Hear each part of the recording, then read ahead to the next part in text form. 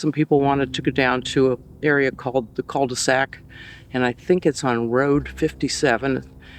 It's a dead-end dirt road. So we went down there, half the team went up for a walk, and we stood around, and the people I was with were drumming, and when they stopped the drums, there was a huge scream, yell, right near us in the wooded part. And then after that calmed down, there were owls in 4 directions, and they were barred owls, but they had a song that was a little bit different. Their tone was off. I'm a bird watcher, so I know the owl calls, and I just couldn't figure out. One would call, and then one across the swamp would call, and then from another direction another one, and it was just real creepy.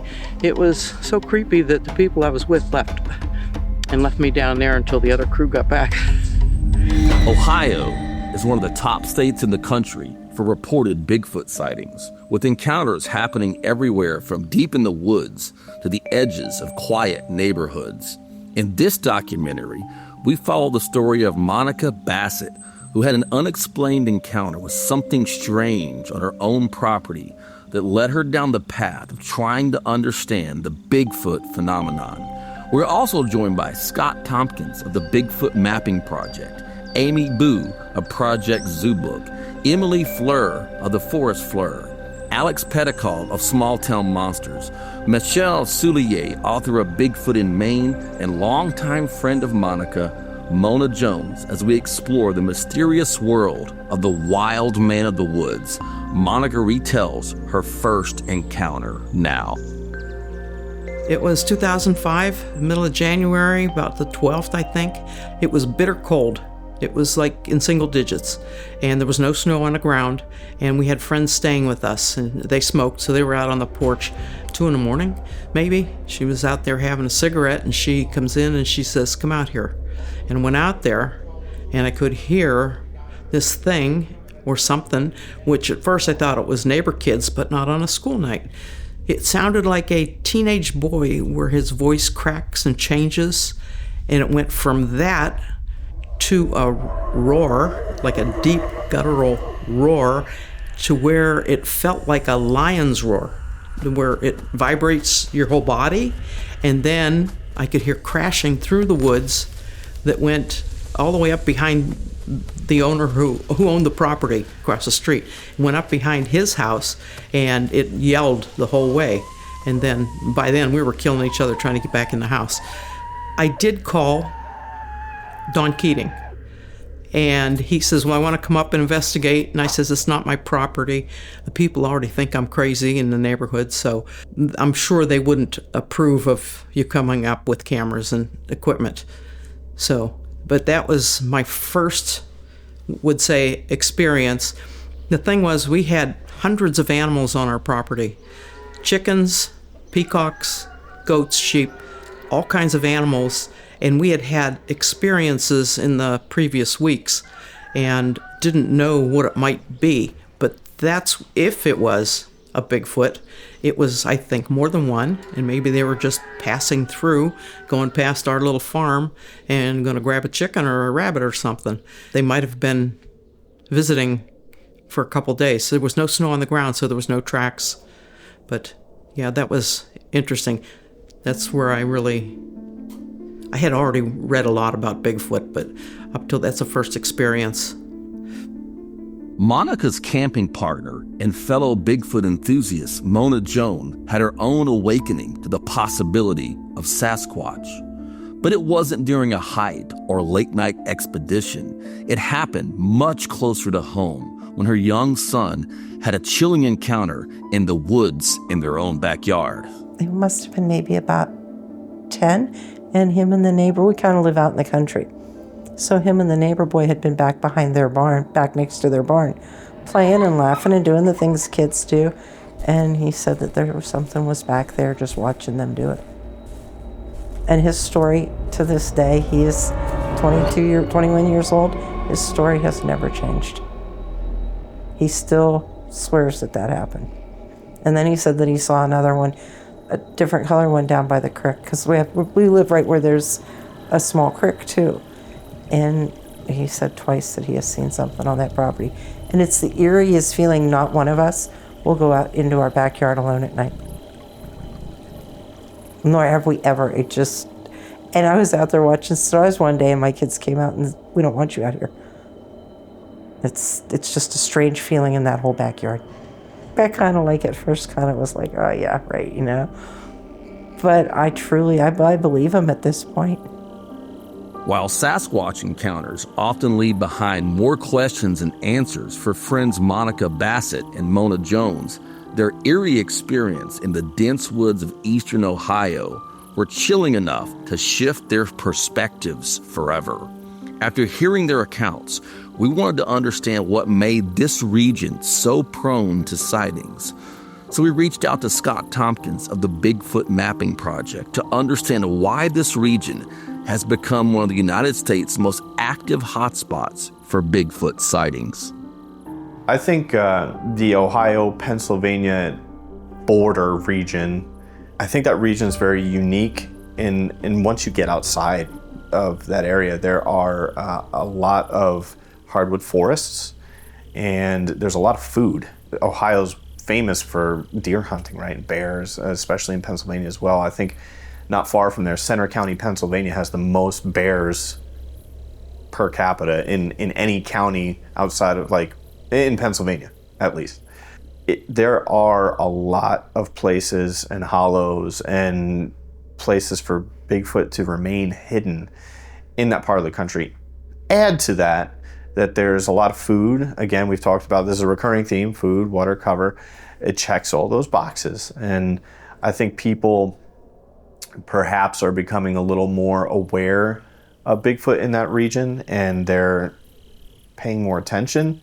I have seen an uptick in reports, so I'm very, like you, curious to why that is. With that said, I think that area is able to host a lot of big mammal wildlife. And now there's more hunting activity, there's more hiking activity, there's more reports being submitted. So it slowly has actually overtaken Washington State. Pennsylvania has overtaken Washington State as the state that has the most reports, according to the numbers and reports that I've captured in my database, right? That's subjective, but I can only tell you the tallies I've got.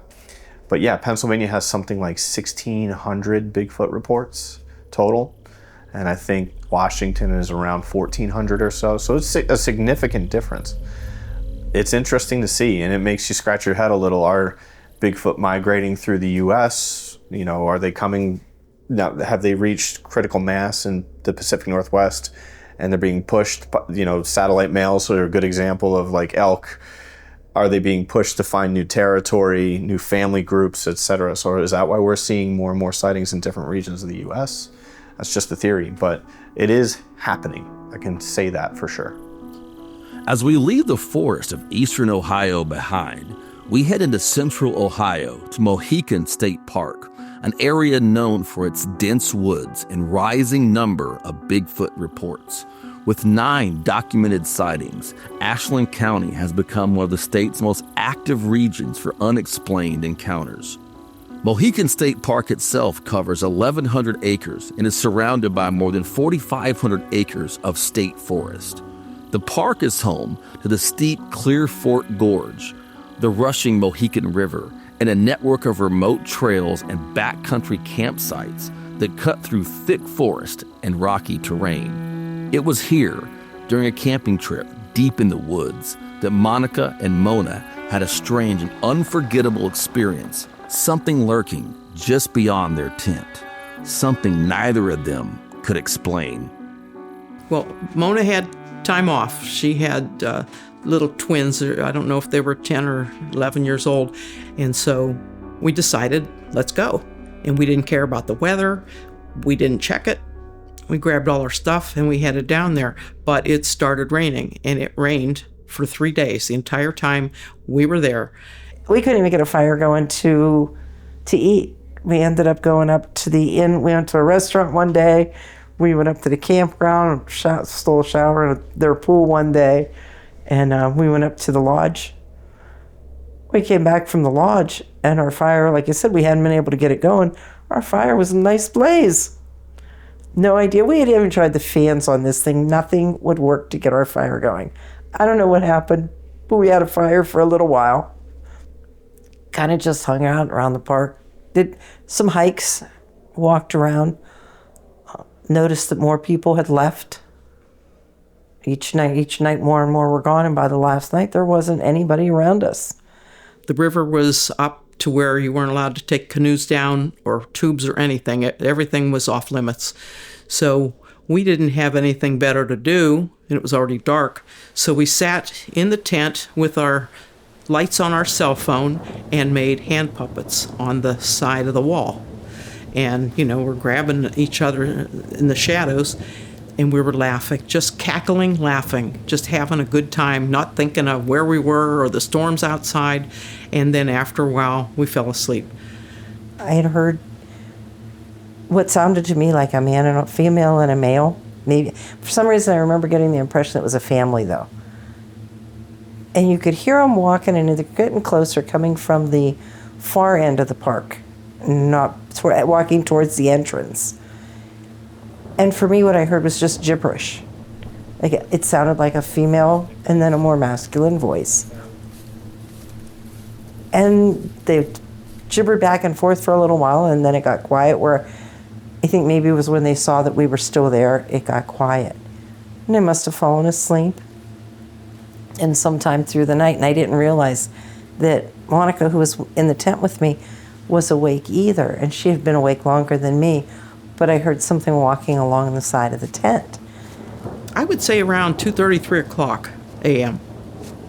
I heard a humming that was extremely deep, and it was a monotone. It wasn't a tune to it at all. It was just a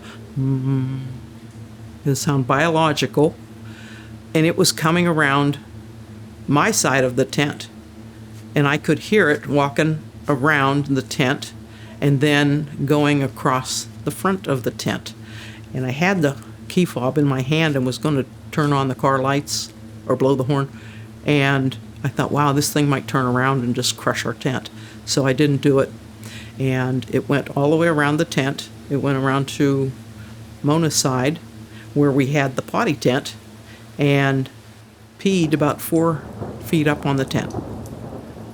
We didn't have a tarp on or anything, but you could hear it, just really loud. And I had really had no clue until the next day of what in my mind, I wasn't going to think that somebody peed on my tent at night, right? Until the next day when I smelled it, and I was like, oh my God, I called Monica right away. I said, my tent stinks like urine. I don't know that tent used after that. We're out in the woods, 2 older ladies, no showers for how many days. The potty tent was right next to our tent. You'll see that in the picture.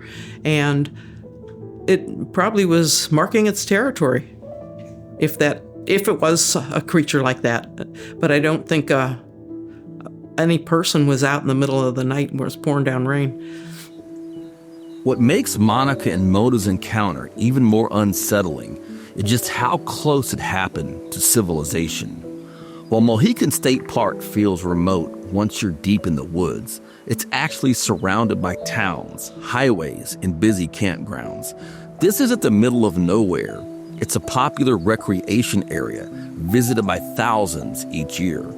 And yet, something unexplained still managed to slip through the trees unnoticed.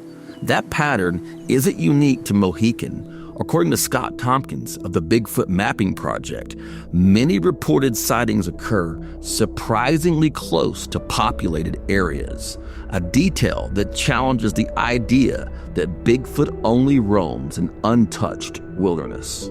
For me, I think that I always imagined, watching Finding Bigfoot growing, when I got out of high school and other exploration shows and Discovery Channel documentaries. I always thought you would have to go to the deepest, darkest, most remote area to truly find a Bigfoot, right? And perhaps have the best results. But what surprised me is when I start to look at these maps, and I was just talking about it, human encroachment, Bigfoot lives very close on the periphery, or at least travels on the periphery of human civilization. So I think seeing that in the map changed my perspective on how this species interacts with humans. That was the biggest surprise to me. I thought they would be so remote, so elusive, so hard to find. And then when I see where all the reports are in the context of a map, it really paints a picture of something that lives right next to us, or at least travels right next to us. And it's all that more captivating, because how have we not positively, without a doubt, confirmed Bigfoot is out there if it's this close? Scott's insight reframes the way we think about Bigfoot encounters, not as rare events, deep and untouched wilderness, but as experiences that often happen just beyond the edge of our everyday lives. Yet not all encounters take place near civilization. Some still occur in the heart of classic Bigfoot country.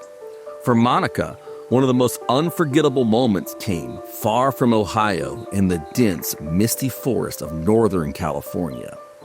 While visiting family in the legendary town of Willow Creek, known as the Bigfoot capital of the world, she and her brother had an experience that neither of them could explain. Willow Creek sits just miles from Bluff Creek, the site of the famous Patterson-Gimlin footage.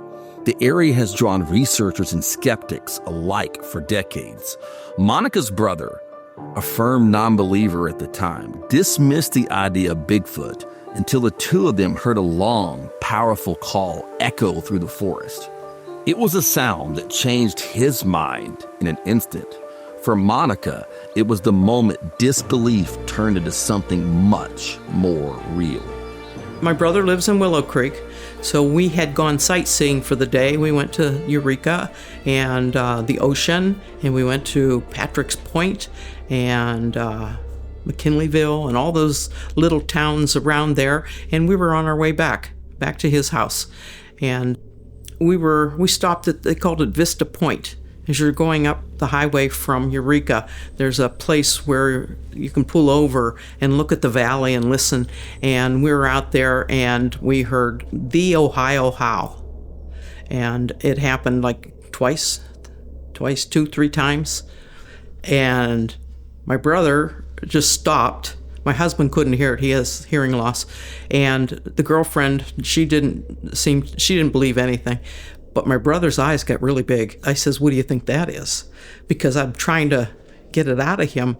He says, "I don't know what it is because it has a lot of volume, and I don't know what kind of animal would be able to do that." So he's a believer now. This is years later. He is a believer. And so he says, "Maybe you're not all wrong." He's had a lot of experiences there, but he always blamed it on bears. Something killed his dog, and he thought it was a bear, but it could have been a bear. Another time he went out, there was something in the yard, and he went out with the spotlight, and he spotlighted 2 feet. And he didn't go up, he didn't do anything, he just ran back in the house. He didn't know if it was a bear or not. He didn't really look at it that close. You know, I was just glad that my brother could hear that maybe he had some little inkling I wasn't crazy. Monica's experience in Willow Creek highlights just how powerful these encounters can be, especially when they happen in places tied so closely to Bigfoot history. But what is it about this area, and more specifically, the footage captured there, that continues to fuel serious investigation?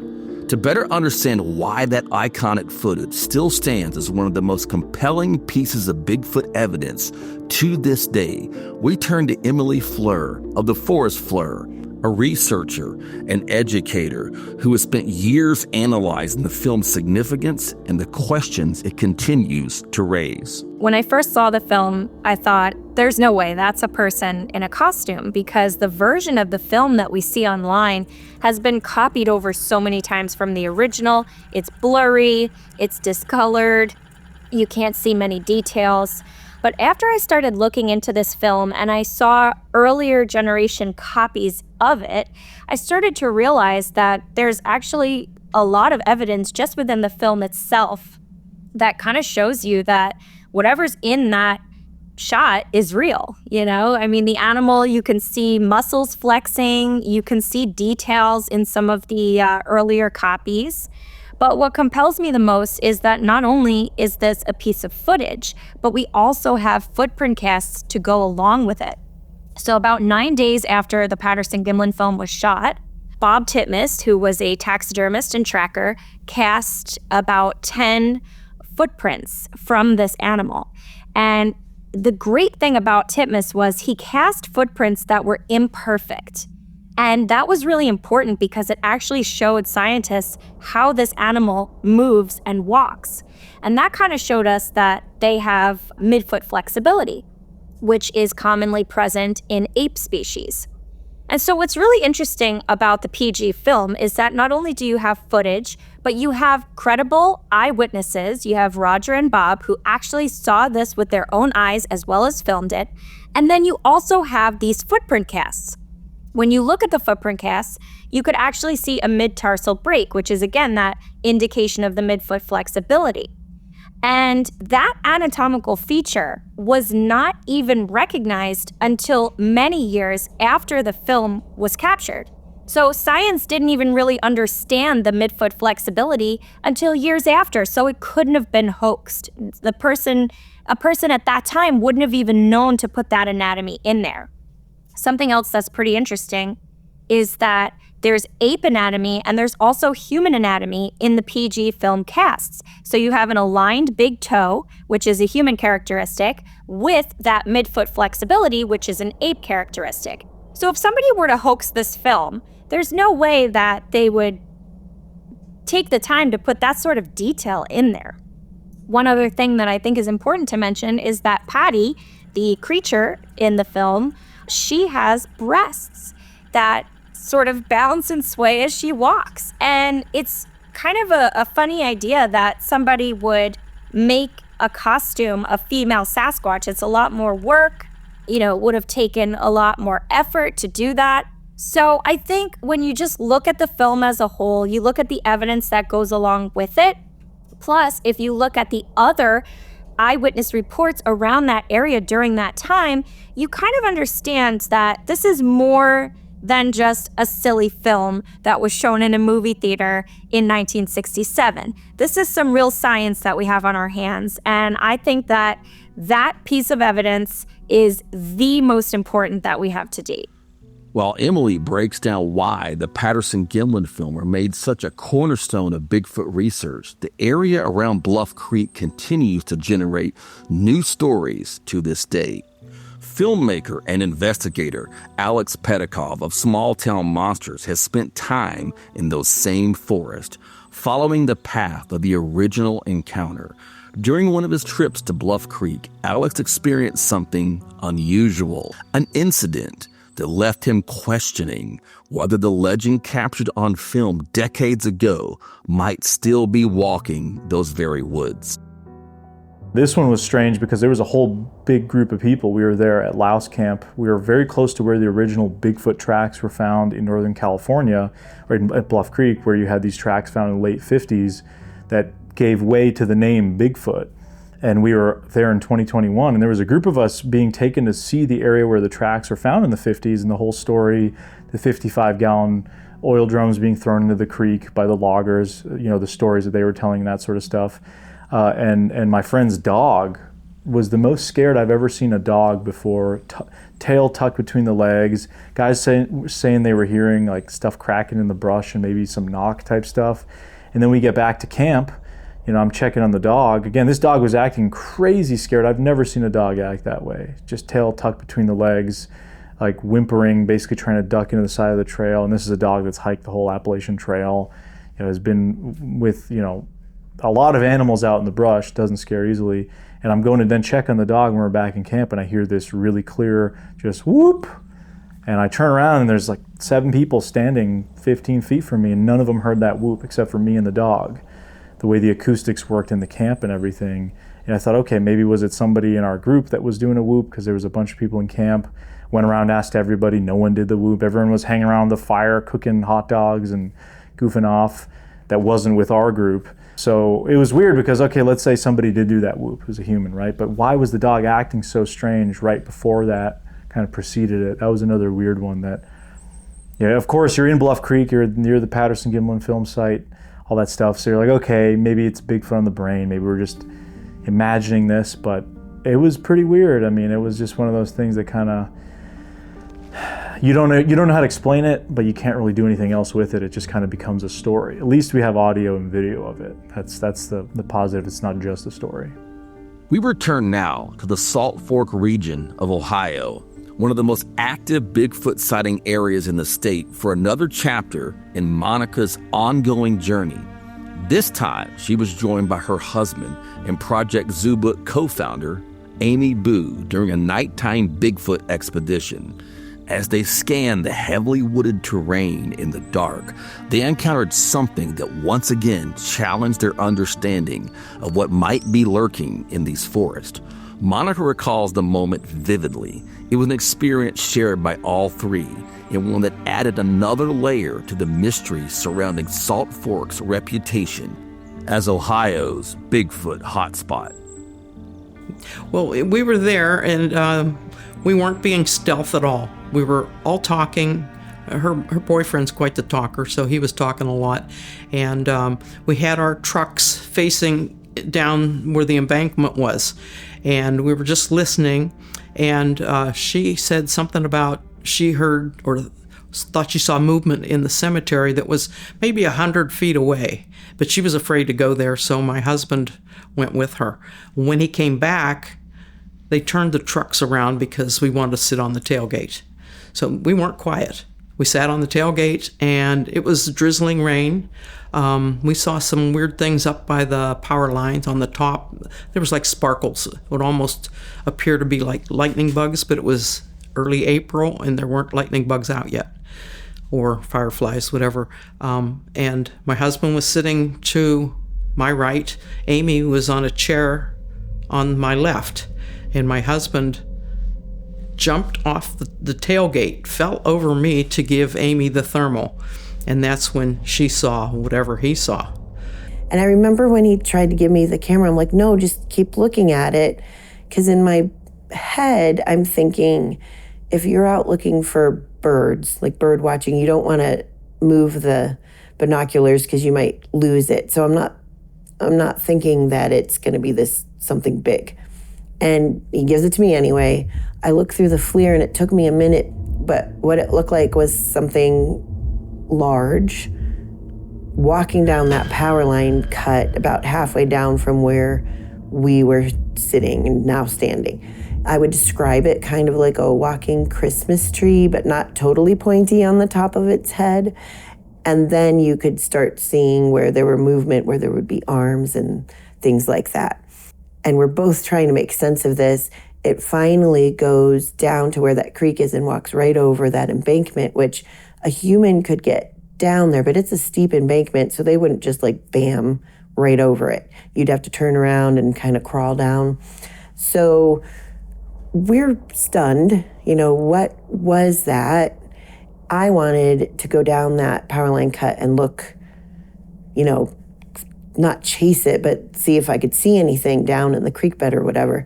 And I was told by the people in charge of the expedition, because I was just volunteering to help, like, just stay put. We don't know who or what it was, be safe, all that, which was hard to do. At that time, I did hear something that sounded like someone tapping a dime or a piece of metal on a tank. There was like oil well there or something, and it sounded like something tapping on that. And then there were whistles like birds, but it was raining and it was nighttime, so I couldn't understand what type of bird that would be. And I'm really into bird watching and sounds. And they decided to send someone down to measure. And Kevin, our tall guy, he's 6'9", he was the one that was sent down. And when he went down and stood next to the base of the tower, my husband says, no, he's puny. Kevin says, I've never been called that. But so we knew it was really big. The impression I got of how much larger the thing was, we had seen Then Kevin was a lot. Like, there was a big difference. And I'm like, well, that can't be true because Kevin's really tall. But it wasn't even so much how tall he was, it was how wide he was. So we did a couple of other experiments. They started holding up, like, how many fingers am I holding up? And we always got it right. We could see it all through the FLIR. We could see they had clothes on. You know, we could see there were people. But what we had seen was just this big mass that was walking at a gate down that. After it all happened, we were thinking, like, could it have been a deer and we're seeing it from behind and its antlers? Like, that didn't make sense. A bird with big wings, that didn't make sense. Like, nothing, still to this day, nothing really makes sense when it comes to that. They tried for weeks, my husband tried for weeks to debunk it, to figure out what else it could be. We even went the next morning before we said goodbye to everybody. We went out and took pictures. We walked that whole trail and took pictures trying to find anything that tracks or anything, and there was nothing. The only thing we found was a dead possum that was picked clean by vultures, possibly the day before. It didn't even smell because it was gone. It's interesting. We've been back since. We've gone back 2 or 3 times since then, just to get that feeling. We now leave Ohio yet again and travel northeast to the wild, remote landscapes of Maine, where Monica and her husband set out on a quiet camping trip that quickly turned unsettling. Though Maine doesn't receive the same level of Bigfoot attention as places like Salt Fork, it holds its own strange legacy. With 23 documented sightings and vast stretches of isolated wilderness, Maine offers plenty of space for something to remain hidden. Some of the state's earliest Bigfoot reports date back to 1895, when witnesses near South Gardner described a hairy monster and discovered saucer-shaped footprints while hiking and camping in these dense northern forests. Monica and her husband experienced the same creeping unease, an overwhelming sense of being watched. For Monica, it was another piece of a much larger puzzle, one that stretched far beyond the borders of Ohio. We went to Maine about 6 years ago, and we were at a campground there. It was end of October, and everything was closing. It was the last night for this campground, and so there were only in a huge campground, there was only 3-4 other people. In the morning, I got up and I was sitting at the picnic table and I didn't know where my husband was. And then I heard crunching in the woods in front of me. And I looked up and I see this. My husband has a lot of hair, beard, and he was wearing a charcoal gray hoodie for the whole weekend. So it was pulled up over his head. So all that would stick out was his face and his beard comes down mid-chest. And he had long hair. So that's what it appeared like, almost like him walking kind of hunched a little bit. I see this hairy thing walking across through the woods, not on the sidewalk or anything, and he's just crunching and walking, bobbing his head. And it was swinging its arms, but I actually thought it was him, so I really didn't pay that much attention to it. And I sat there and I was getting angry, so I didn't go to check footprints or anything. He comes out of the shower house about 10 minutes later. It wasn't him. There was a lady who was staying in cabins behind that who screamed, jumped in her car, and sped out of there throwing gravel all over the place. So I don't know what I saw. I can't say it was Bigfoot because I really don't know. But I had an experience that might have been my only sighting. I have it all written down, but I haven't even contacted the owner of the campground. I just, don't want to feel crazy. After Monica's experience in the remote forest of Maine, it became clear that the Pine Tree State holds more mystery than most people realize. To better understand the state's long history of strange encounters, we turn to author Michelle Soulier. Through years of investigation and interviews, Michelle compiled dozens of eyewitness accounts in her book, Bigfoot in Maine, offering a rare and detailed look into the sightings that have quietly taken place in one of the most heavily forested regions of the Northeast. Her insights help paint a clearer picture of why Maine deserves a place in the larger Bigfoot conversation. Maine is a great place, and a lot of that is oddly enough because there aren't so many people here. Maine is mostly small towns. Everybody knows everybody else and is up in their business. And the people I talked to who reported early on in the 70s or earlier, not always, but a lot of times even their families would make fun of them. Anybody who went to the press wound up getting ridiculed and wanted no part of it after that. And I think people who had their own experiences later knew that, either because they watched it happen to friends and neighbors, or maybe they were some of the people who were making fun of the other people to start with. And, they didn't want to see that come around and bite them later on. The culture, which could have started like in the first kind of boom in the 60s and 70s, got squashed really quickly by the press being very like, oh, hey, look at this, guys. Look what they say they saw. There's a monster, So the press definitely took an approach that contributed to the muting of those stories. And also a lot of times it was people who were working in the woods who had to go back out there every day. And when you're going back into the same situation every day like that, you don't want to bring up stuff like that. You just want to let it lie. You don't want to poke that bear. You want to just, keep things even keel and simpatico. Maybe if you pretend it didn't happen, it's not going to come back around and bug you again. Just good fences make good neighbors kind of, compartmentalize a little bit. And because I've found the people I first talked to were people who had A, retired, B, moved out of state. So like they have a like kind of a buffer now. They've removed themselves from the situation and can look at it from that perspective and process it now. Whereas before they were just in it every day and there was just you just had to keep going like you do. From Ohio to California to the remote corners of the Northeast, these encounters share eerie similarities: sounds in the night, figures in the shadows, and the undeniable feeling of being watched. It all leads to one lingering question: what is really out there? To begin answering that, we turn to those who have led us through this journey, each offering their own insights on what Bigfoot might be and why the mystery still remains.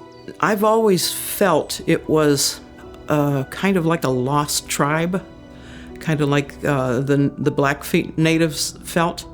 It's a lost tribe. They're intelligent and they have language. I don't know, it's hairy, but I never really thought it might be part monkey or ape or of any kind. I just always thought it was this other thing that we haven't figured out yet till they get DNA. I think that it is, it's blood. It eats, it drinks. It's the animal. I like the comparisons with the talks with the gorillas, because there is a lot of, which goes back to that animal, there is a lot of characteristics, as we find out on Zoobook, that a lot of things are the habitat. Even the way that the nest building, there's a lot of different comparisons that are pretty fascinating. I think that if you flip the script and realize that Bigfoot is watching us probably more than we're watching Bigfoot, right? I talked about it earlier. Bigfoot lives on the periphery of human society, so philosophically, I wonder what Bigfoot thinks about us. Has it evolved alongside humans and learned that we're dangerous? Why does it avoid us? Are we violent to their perception? Are we the violent ones? those kinds of questions. I think if you think about humans through the eyes of an intelligent creature like Bigfoot, it might bring you to some interesting insights about the way humans live. You have to have a person and you have to have a Bigfoot, and they have to be in the same place at the same time. And when it comes down to it, there are a lot of areas that can provide covering for something like that. If they're following the waterways, often other people are not there. So I have the same question. I really do have the same question as other people, like why so many in Ohio? But you have Lake Erie going, the Ohio River. Water to me is the most important thing, and you have that here. So why Ohio more than somewhere else? Maybe Ohioans are more willing to talk about it. Pennsylvania has a lot as well. I do a lot of my research there, and I'm finding more and more people that have seen things that just haven't talked about it yet. But I just simply say where there's cover, where there's food, where there is water, and where there are people to see something, you could have Bigfoot. I am 100% sold. I am skeptical about some of the theories out there and some of the reports out there. However, I am definitely sold on their existence. I myself have had experiences with Sasquatch, and I know others who I find very credible that have seen them in daylight in great detail. And a lot of those people are law enforcement officers and people who have, a high sense of credibility. So I definitely believe Sasquatch is real. To me, it's not even a matter of believing. It's just a matter of looking at the evidence and piecing it together. We have hard evidence that suggests that there is an undiscovered species of primate roaming North America, and it's only a matter of time before they're discovered. Whether that will benefit them or not is the question. And, that's what I try and keep in my mind is how can we discover Sasquatch and make sure that they are kept safe throughout that discovery? But there's definitely no doubt in my mind that they're out there. If it doesn't exist in a physical or paranormal entity, like there is something going on that's compelling people. This has been way before there was any internet crap or any of this stuff where people have an incentive now to make fake Bigfoot videos. Well, the natives that were making masks that included in tens of thousands of years of their folklore as beings that the world came from. Some of the natives I've talked to in like British Columbia talk about, their whole world was born from this Sasquatch-like creature. So why would they have a need to make that up? They didn't have TikTok or any of this other stuff. So I think this topic, what's so interesting is it's been going on for a lot longer than the modern Bigfoot phenomena has been going on. So that's, I think, what really begs the question of, well, why has this been going on for so long? If there isn't anything at the root of the question there. So, yeah. Sometimes I, lose sleep at night just thinking about, A, does Bigfoot really exist? And B, do I actually want to see one? Because to all accounts, it's a life-changing experience. Yeah, I mean, the resources are there.